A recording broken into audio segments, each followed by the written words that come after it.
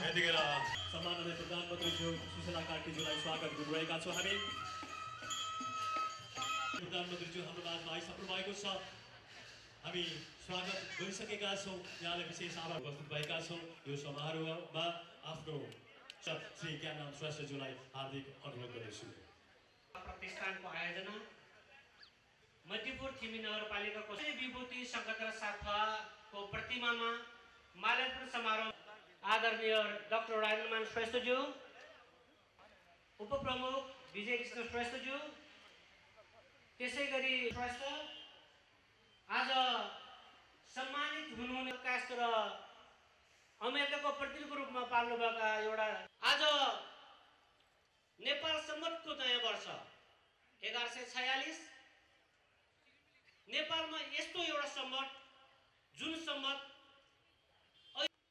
नेपाल सम्मतलाई अब सम्मतको नीति स्पष्ट हुनुपर्छ भनेर हामीले सरकारलाई ध्यान आकर्षण गराउँदै आज हार्दिक मङ्गलमय शुभकामना व्यक्त गर्न चाहन्छु, स्वागत गर्न चाहन्छु। धन्यवाद।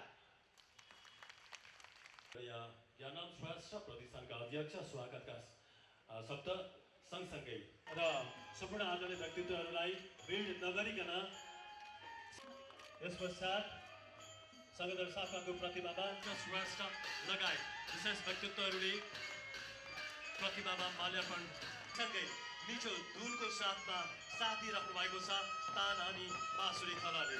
यहाँलाई पनि धेरै नमन छ, धेरै धन्यवाद छ।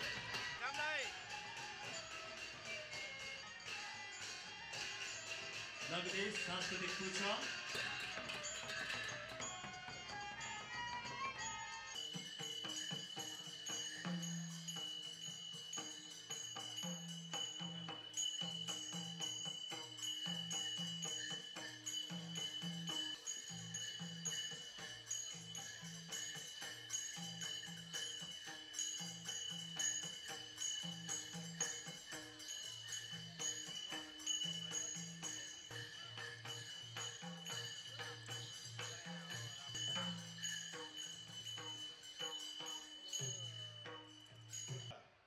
सभाध्यक्ष, यस प्रतिष्ठानका अध्यक्ष आदरणीय ज्ञानराम श्रेष्ठज्यू, त्यसै गरी मध्यपुर थिमी नगरपालिकाका र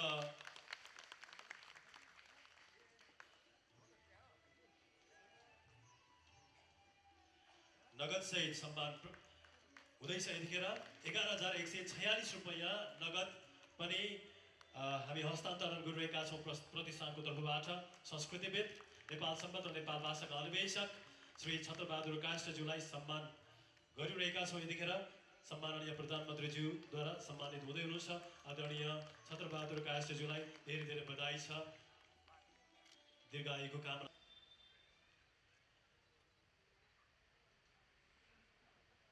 र यो सम्मान ग्रहण गर्दै हुनुहुन्छ अमेरिकाका प्रतिनिधि बुद्ध महर्जनज्यूले। जोरदार तालीको साथमा सम्मान प्रकट गरिदिनुको लागि म हार्दिक अनुरोध गर्दछु। अब यो सँगै सङ्गदर बुलेटिन सम्माननीय प्रधानमन्त्री सुशीला कार्कीज्यू, यसै गरी नगर प्रमुख सुरेन्द्र श्रेष्ठ, नगर उपप्रमुख विजय कृष्ण श्रेष्ठ गरिसक्नु भएको छ। जोरदार तालीको साथमा सम्मान प्रकट गरिदिनुको लागि हार्दिक अनुरोध गर्दछु। सुशीला कार्कीज्यू, म